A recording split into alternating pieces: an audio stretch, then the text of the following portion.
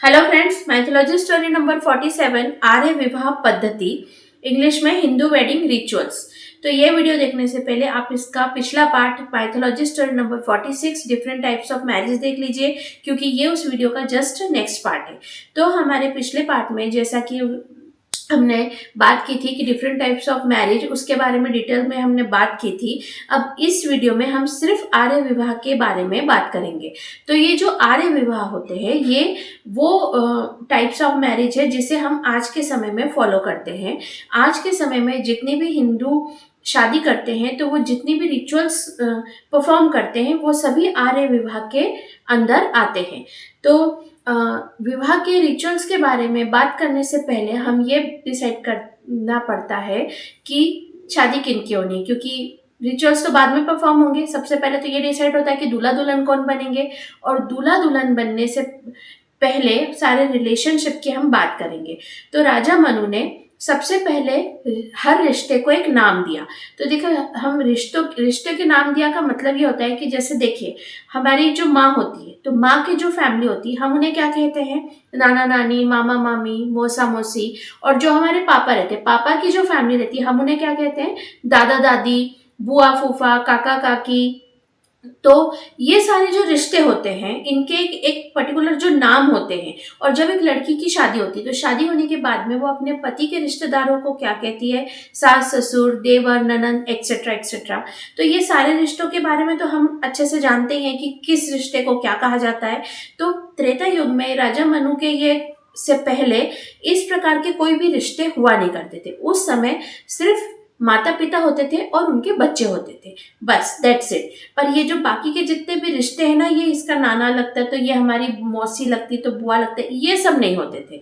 तो राजा मनु ने हर रिश्ते को एक पर्टिकुलर नाम दिया, और वो नाम तो हम आज तक फॉलो करते हैं, जिसे हम सभी जानते हैं।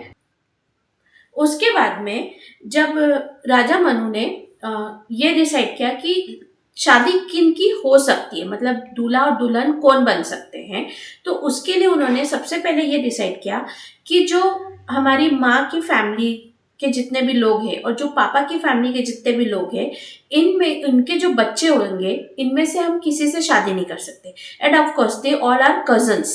तो जो हमारे जैसे कि मौसी के बच्चे, मामा के बच्चे, बुआ के, काका के बच्चे, ये सब हमारे कजन्स होते हैं। तो इन सभी को भाई बहन माना गया है, और भाई बहन आपस में शादी नहीं करते। उसके बाद में जो माँ के जो मामा होते हैं, उनकी पूरी फैमिली को देखा जाएगा। उसमें भी वो सब भी भाई बहन में आएंगे और उनसे भी शादी नहीं होगी। और जो पापा के जो मामा होंगे, उन्हें भी देखा जाएगा।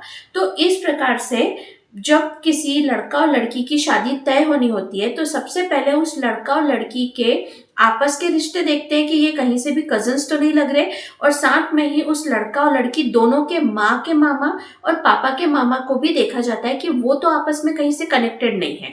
अगर वो आपस में कनेक्टेड नहीं होते हैं, तो ही उनकी शादी होती है। और इसे इस प्रकार से समझा जाता है कि जैसे एक बहुत बड़ा पेड़ है, तो पेड़ एक रहता है, पर उसकी जो शाखाएं रहती वो बहुत सारी रहती। तो ये जो हमारे जो जितने भी रिश्तेदार होते हैं, ये सभी शाखाओं की तरह होती। तो ये शाखाएं चाहे कितनी भी ज्यादा फैली हुई हो, लेकिन आपस में तो वो एक ही पेड़ से कनेक्टेड रहती है। तो इसलिए शादी करने के लिए सबसे इंपॉर्टेंट रूल ये रहता है कि लड़का और लड़की डिफरेंटली अलग होने चाहिए। और इसके पीछे साइंटिफिकली कारण ये है, और राजा मनु ने ये चीज इसलिए तय की थी, क्योंकि जब भी हम शादी किसी की होती है, तो उनको बच्चे होते हैं, और जो बच्चे रहते हैं वो पूरी तरीके से स्वस्थ रहे, इसके लिए ज़रूरी होता है कि वो उनके बीच में जो मम्मी और पापा के जीन्स आपस में सिमिलर नहीं हो। और जितने भी हमारे जो ये कजन्स रहते हैं, ये सभी हमारी ब्लड लाइन से कनेक्टेड रहते हैं। जिस प्रकार से इन सभी के जीन्स आपस में भी कनेक्टेड रहते हैं, सिमिलर रहते हैं। और अगर कजन्स की आपस में शादी हो जाती है, तो उनके बच्चों को जेनेटिकली इश्यूज रहता है। इसलिए राजा मनु ने इस चीज का स्ट्रिक्टली बोला कि भाई बहनों के आपस में शादी नहीं होनी चाहिए। अब यहाँ पर तो हो गई कि मतलब शादी की बात। हाँ, अब उसके बाद में हम बात करेंगे कि जैसे लड़का और लड़की डिसाइड हो जाते हैं और उनके सब रिश्तेदारों को चेक कर लिया जाता है कि ये आपस में कनेक्टेड नहीं है, तो फिर उनकी कुंडली को मिलाया जाता है। तो लड़का और लड़की या जिसकी भी मतलब जन्म होता है, जन्म के समय, जन्म का दिन और जन्म का समय, इसको मिला करके कुंडली बनाई जाती है और उस कुंडली के आपस के ग्रह नक्षत्रों को मिलाया जाता है, जिससे कि ये देखा जाता है कि उन दोनों लड़का और लड़की के जो ग्रह नक्षत्र है वो आपस में सिमिलर है, कॉम्प्रोमाइज कर सकते हैं, वैसे हो तो ठीक है, पर यदि वो ग्रह नक्षत्र एक दूसरे के अगेंस्ट हो तब भी उनकी शादियां नहीं होती है, क्योंकि इससे भी आगे जाकर के उनकी लाइफ में काफ़ी सारी कॉम्प्लिकेशंस क्रिएट होती है। इसलिए उनकी ग्रह नक्षत्रों को भी मिलाना बहुत ज़रूरी है। अब इतना सब कुछ होने के बाद में फाइनली डिसाइड होता है कि किन दो लोगों की शादी हो सकती है। तो शादी होने की, अब हम सीधे मुद्दे पे आते हैं कि जो कितने, जब शादी तय हो जाती है तो कितने सारे रिचुअल्स को परफॉर्म किया जाता है। तो जिसमें से सबसे पहला रिचुअल होता है वाकदान। वाकदान मतलब इंगेजमेंट। तो वाकदान में क्या होता है कि सभी रिश्तेदारों को बुलाया जाता है और जो भी हमारी कम्युनिटी के जितने भी हमारे दोस्त होते हैं, जो भी जिन्हें भी हम इनवाइट करना चाहते हैं, उन सबको बुलाया जाता है और लड़का और लड़की को एक दूसरे के परिवार के लोग कपड़े और थोड़ा सा गिफ्ट वगैरह दे करके सबके सामने, समाज के सामने, लड़की के माता पिता और लड़के के माता पिता आपस में प्रॉमिस करते हैं कि अब हम हमारे बच्चों की आपस में शादी करवा देंगे। तो ये होती है इंगेजमेंट। अब आज के समय में लोग अंगूठियां पहनाते हैं, पर ये जो है ये अंग्रेजों का कल्चर है, पर पुराने ज़माने में ऐसा नहीं होता था। पर ठीक है, कोई बात नहीं, मतलब अंगूठियां भी एक ऐसे दे दिया जाती थी, पर इसे पहनाया नहीं जाता था। पर ठीक है, समय के साथ बदलना भी ज़रूरी रहता है। तो ये होती है, सबसे पहला होता है इंगेजमेंट। और ये वागदान बहुत इंपॉर्टेंट होता है, क्योंकि अगर कोई इंगेजमेंट करके पीछे हटता है, तो आजकल बहुत से समय में होता है कि इंगेजमेंट टूट गई वगैरह, पर ये बहुत गलत होता है, क्योंकि आपने प्रॉमिस किया और प्रॉमिस से पीछे हट गए, तो ये तो गलत ही हुआ ना। उसके बाद में होता है जब शादी, तो शादी होती है, तो शादी के समय सबसे पहली रस्म होती है मधुपर्क। मधुपर्क मतलब जब बारात आती है तो उसके जो दूल्हा रहता है उसके पैर को धोया जाता है और उन्हें कुछ मीठा जैसे कि शहद, दही, घी वगैरह कुछ खिलाया जाता है। फिर तीसरी रस्म होती है वरमाला, जिसमें दूल्हा दुल्हन एक दूसरे को फूलों की माला पहनाते हैं। फिर चौथी रस्म होती है कन्यादान। कन्यादान एक बहुत ही इंपॉर्टेंट रस्म रहती है। आज के समय में बहुत से लोग ऐसे फेमिनिज्म में जाके बोलते हैं कन्यादान क्यों करें, कन्या को कोई दान करने की चीज़ है क्या, एक्सेट्रा एक्सेट्रा। तो देखिए, इसका नाम कन्यादान है, इसमें किसी लड़की को दान नहीं दे रहे हैं।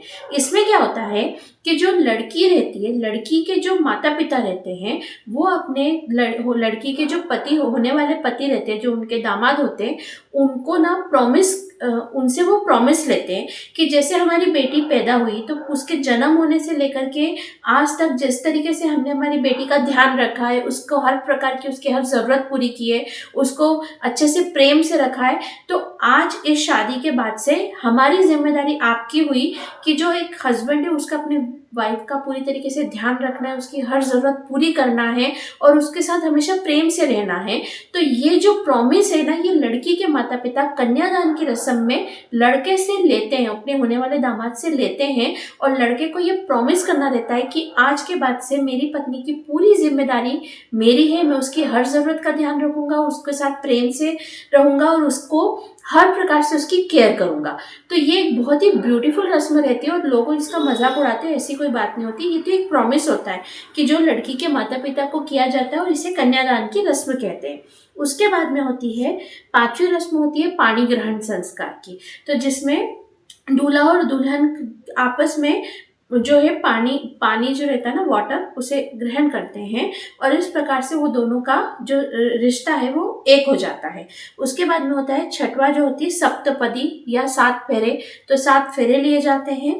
उसके बाद में जो 7वीं होती है वो हवन होती है, प्रधान होम, जिसमें दूल्हा दुल्हन साथ में मिलकर के होम छोड़ते हैं, हवन करते हैं। 8वीं जो रस्म होती है वो लाजा होम रहती है, जिसमें जो लाई रहती है ना, लाई, परमल, धानी जिसे बोलते हैं, वो दूल्हा और दुल्हन एक साथ हवन कुंड में अर्पित करके देवी देवताओं से आशीर्वाद ग्रहण करते हैं। और जो 9वीं रस्म रहती है, जिसमें जो रहता है दूल्हा जो रहता है वो दुल्हन को सिंदूर लगाता है, मंगलसूत्र पहनाता है और साथ ही जो पैर की जो टो रिंग रहती है ना, जिसे हम बिछिया बोलते हैं, वो पहनाई जाती है। अब देखिए, ये मैंने आपको ऐसे ऐसे 4-5-6 ऐसी रस्में बताइए। वैसे तो बहुत सारी रस्में रहती है, मतलब कम से कम 15-20 रस्में तो यूं ही हो जाती है। तो अब जैसे आज के समय में अलग अलग कम्युनिटीज है, जैसे गुजराती, बंगाली, पंजाबी, मतलब ये सारी जो कम्युनिटी रहती है, इनमें बहुत सारी रस्में होती है, मतलब छोटी छोटी बड़ी बड़ी बहुत सारी रस्में रहती है। कम से कम 4-5 दिनों तक शादियां चलती है, और जब जब बारात आती है उसके बाद में भी बहुत सारी रस्में की जाती है। तो यहाँ पे मैं आपको डिटेल में सारी रस्में नहीं बता रही हूँ, ये मैं आपको मेन रस्में बता रही हूँ। जब मेन पॉइंट्स ऑफ रस्में होती है ना, ये सारी रस्में मैं आपको बता रही हूँ, क्योंकि फिर आने वाले समय में इन रस्मों में काफी सारे उलटफेर किए गए हैं। और ये जो 7 फेरे होते हैं, तो 7 फेरों के जो 7 प्रॉमिस रहते हैं वो मैं आपको अब आने वाले फ्यूचर के वीडियोस में बताऊंगी। और ये सिंदूर, मंगलसूत्र वगैरह का भी जो मैं आगे का बताऊंगी। तो ये बेसिकली एक आर्य समाज, आर्य विवाह की जो शादी की रस्में हैं वो इतनी सारी रहती। लेकिन आज हम बात करते हैं हमारे जो वीडियो की, जो माइथोलॉजी स्टोरी की। तो यहाँ पे राजा मनु ने, अभी तक इस प्रकार की शादी परफॉर्म होना शुरू नहीं हुआ था, लेकिन राजा मनु ने अपने सोच से इस प्रकार से पूरा एक शादी हो सकती है, ये उन्होंने इमेजिन किया था। ये उनका फ्यूचर प्लान था। जैसे आज के समय में हम बैठ के बोल सकते हैं कि आने वाले समय में कारें आसमान में उड़ सकते हैं, ये हमारा फ्यूचर प्लान है। तो ये जो था, ये राजा मनु का फ्यूचर प्लान था कि भविष्य में इस प्रकार से शादियां हो सकती। लेकिन उस समय त्रेता युग में सभी लोग ब्रह्म विवाह करना ही पसंद करते थे, और इस विवाह पद्धति को कोई भी पसंद नहीं करता था, क्योंकि ये बहुत ही कॉम्प्लिकेटेड थी और बहुत ही लेंदी थी। तो इसलिए उस वक्त तो इस विवाह की पद्धति को सभी ने रिजेक्ट कर दिया था। पर ये जो थी, ये है हिंदू वेडिंग रिचुअल्स की डिटेल्स। तो अब हम मिलते हैं नेक्स्ट वीडियो में, और इसके आगे की स्टोरी जानते हैं कि इसके आगे क्या हुआ। तो मिलते हैं नेक्स्ट वीडियो में। Okay, bye.